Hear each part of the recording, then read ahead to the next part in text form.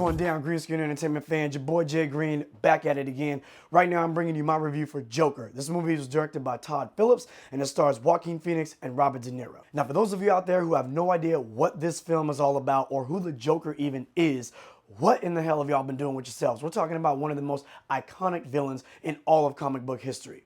With that said, this movie follows Arthur Fleck, aka the Joker, before he becomes a Joker.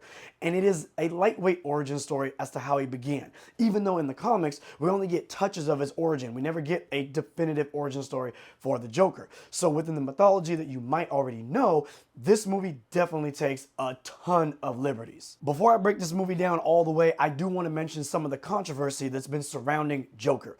Now, you have people on one side who are concerned, is this movie just going to uplift and glorify a madman who would kill people at random? We've had a lot of horrific mass shootings going on in the United States, so that's a very serious subject. And unfortunately, there are people out there who cannot differentiate reality from make-believe. So they might look at a character like this and say, that could be me. Then you have people on the lighter side, the comic book fans, hearing Todd Phillips say, we've taken a whole bunch of liberties with this character and everything you think you may know is not really what we're going to depict in the film. Now, with those two things in mind and my very high anticipation for this film, my overall thoughts is this movie was fucking fantastic.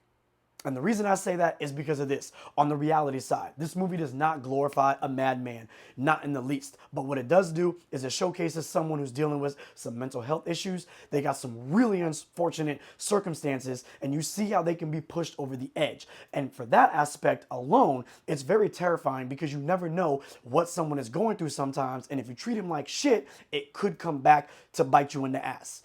Also, on the comic book side, for people wondering what type of liberties is Todd Phillips going to take with this film, I thought that the liberties he took with this film were great and they serviced the story well. I don't think that he changed up certain things that we already know about the DC universe in regards to the Joker and Batman and the Waynes and all that stuff. I don't think that he changed it just to change it. I think that he changed it to make more of a social commentary to allow this film to play out in a more realistic manner, which I thought was phenomenal. And I thought it all played out just right. There are portions of this movie that are terrifying, relatable. There's quiet moments. There's moments where you're rooting for him before, of course, he becomes a madman. And there's moments that you're on the edge of your fucking seat, like, what is he about to do?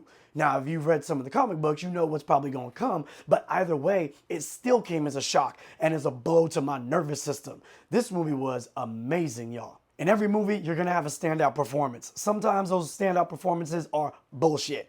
In this case, the standout performance from Joaquin Phoenix and Todd Phillips was stellar. Joaquin Phoenix, this is like the best that I've ever seen him.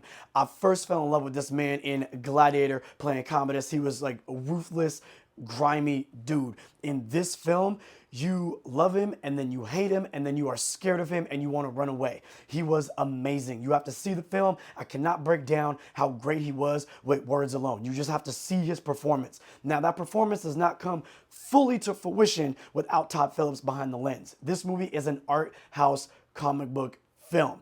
Right from the pages of Killing Joke or Dark Knight Returns jumps out into the film, Todd Phillips did an amazing job. The shot selection, the color palette, everything from the 70s vibe and the look, all of that shit was amazing to experience in the theater. Now, if I was to tell you who this movie is for, I'd probably say just about everybody. This movie takes its time, but it's never slow. This movie has depth and character development, but it's never boring.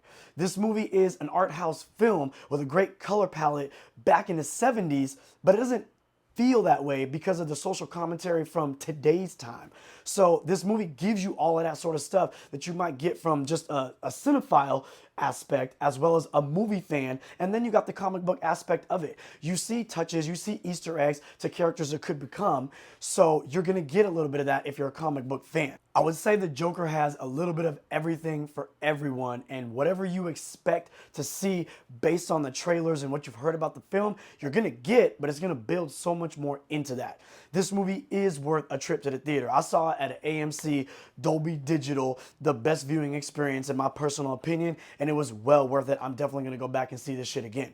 Yo, I hope I gave y'all a little bit of insight, a little bit of knowledge into what this movie is all about. With that said, do me a favor, like, subscribe. Your boy, I'm out.